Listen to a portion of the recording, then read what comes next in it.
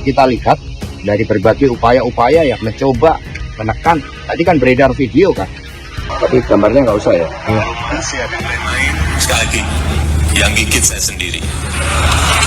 Lewat cara saya, bisa lewat KPK, bisa lewat Polri, bisa lewat Kejaksaan, akan saya bisikin aja. Di sana ada yang main-main.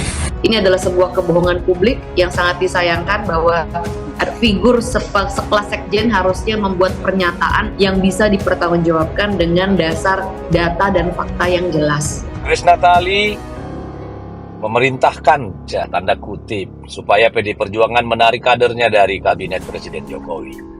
Grace, ingat, Pak Jokowi itu dilahirkan dari rahim PDI Perjuangan dari mulai wali kota, gubernur, sampai presiden 2 periode. Kita tidak menarik kader dari kabinet Pak Jokowi, meski beliau mengkhianati PDI Perjuangan. Karena komitmen kita yang melahirkan Jokowi beserta semua program-programnya. Kami berkomitmen menjaga hingga akhir pemerintahan. Kecuali Pak Jokowi sudah tidak butuh. Jadi Anda ngomong sama Pak Jokowi kalau mau narik, ya. Kalau mau memecat, menyingkirkan, tidak masalah. Itu baru beradab. Gitu loh. Kami tetap menjaga adab. Yang tidak menjaga adab itu namanya biadab. Gitu. Gak ada persoalan ditarik. Emang kita butuh banget jabatan menteri kayak lo. Gitu loh. Presiden Joko Widodo melakukan perombakan atau reshuffle kabinet pada Senin 19 Agustus 2024. Salah satu menteri yang diganti yakni politikus PD Perjuangan, Yasona Lawli, yang saat ini menjabat sebagai Menteri Hukum dan Hak Asasi Manusia. Dengan digantinya Yasona, PD Perjuangan kini memiliki 5 menteri di Kabinet Indonesia Maju. Sebelum saya mengambil sumpah berkenaan dengan pengangkatan saudara-saudara sebagai Menteri Negara dan Wakil Menteri Negara Kabinet Indonesia Maju dalam sisa masa jabatan periode tahun 2019-2024. Terlebih dahulu saya akan bertanya kepada saudara-saudara. Apakah saudara-saudara beragama Islam? Islam. Bersediakah saudara-saudara untuk diambil sumpah menurut agama Islam? Bersedia. Apabila demikian, harap mengikuti dan mengulangi kata-kata saya. Demi Allah saya bersumpah. Demi Allah saya bersumpah Bahwa saya akan setia kepada Undang-Undang Dasar Negara Republik Indonesia tahun 1945 serta akan menjalankan segala peraturan perundang-undangan dengan seluruh-seluruhnya. Demi dharma bakti saya kepada bangsa dan negara. Bahwa saya dalam menjalankan tugas jabatan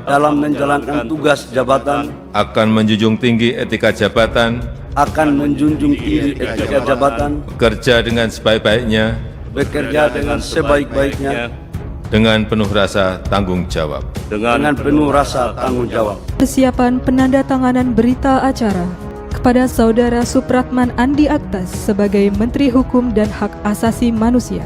Dimohon menuju meja penandatanganan. Pada yang terhormat Presiden Republik Indonesia, dimohon berkenan menuju meja penandatanganan.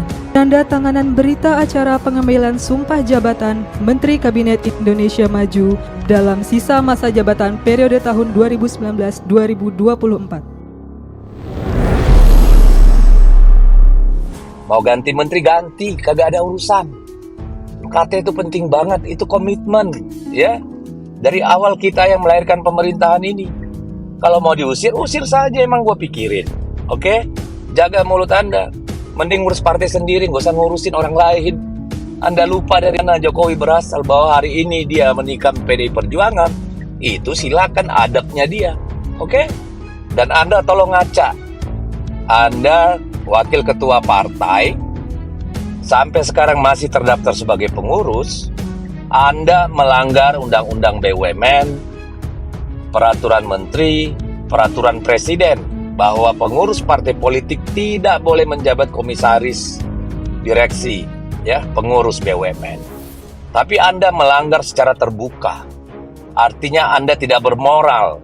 Nah, orang tidak bermoral namanya amoral. Jadi Grace, Anda amoral karena melanggar aturan yang ada secara telanjang. Oke? Anda masih menjabat Wakil Ketua Dewan Pembina PSI. Belum ada SK perubahan di Kumham, tapi Anda tebal muka badak, merasa tidak melanggar aturan atau melanggar aturan tidak apa-apa. Jadi silakan kalau sikap amoral, sikap biadab mau dipelihara sakarep kalian, oke? Ya, terima kasih. Selamat sore, Bang Deddy. Saya ingin mengklarifikasi dulu bahwa sejak saya membantu Pak Presiden di Istana, saya sudah tidak ada di struktur PSI ya. Hari ini sebagai Staf khusus ya? perwakilan- Oke. Ya, staf khusus. Ya, pertama saya mau tanggapi bahwa Grace di sini sebagai juru bicara istana ya. Karena ada hal yang sangat prinsip kemarin ketika Grace itu diangkat jadi komisaris Main ID, kita tidak disebutkan statusnya sebagai pengurus partai gitu. Jadi nanti kita cek aja apa benar di Dirjen AHU Kumham itu sudah tidak ada nama Grace Natali gitu. Karena ini kan soal bagaimana kita menghormati aturan itu yang penting bagi saya. Grace Natali resmi menjabat Komisaris BUMN Holding Industri Pertambangan Indonesia Main ID berdasarkan Rapat Umum Pemegang Saham Tahunan atau RUPST. Politikus Partai Solidaritas Indonesia atau PSI itu mengaku sudah tidak aktif di partai sebelum ditunjuk sebagai komisaris Main ID. Penetapan Grace sebagai komisaris Main ID bersama dengan Rapat Umum Pemegang Saham atau RUPS tahunan pada Senin 10 Juli. Main ID merupakan holding BUMN tambang yang beranggotakan PT Antam Tbk, PT Bukit Asam Tbk, PT Freeport Indonesia, PT Inalum, dan PT Timah Tbk. Grace Natali mengatakan dirinya sudah tidak aktif di PSI sejak ditunjuk sebagai staf khusus Presiden Jokowi. Untuk itu penetapan dirinya sebagai komisaris Main ID sudah sesuai dengan aturan. Jabatan komisaris BUMN tidak boleh dijabat pengurus partai politik PP nomor 23 tahun 2022 tentang perubahan atas peraturan pemerintah nomor 45 tahun 2005 tentang pendirian, pengurusan, pengawasan, dan pembubaran BUMN. Pasal 55 dalam PP tersebut jelas melarang pengurus partai politik menjadi anggota komisaris maupun dewan pengawas. Sebelum menjabat sebagai komisaris Main ID, Grace Natali menjabat sebagai Ketua Umum PSI, staf khusus Presiden, dan Wakil Ketua Dewan Pembina PSI. Assalamualaikum warahmatullahi wabarakatuh. Jumpa lagi dengan saya di channel Gosip Politik ya. Wah, ternyata tantangan dari kader PDIP agar Pak Jokowi mencopot menterinya langsung dikabulkan ya.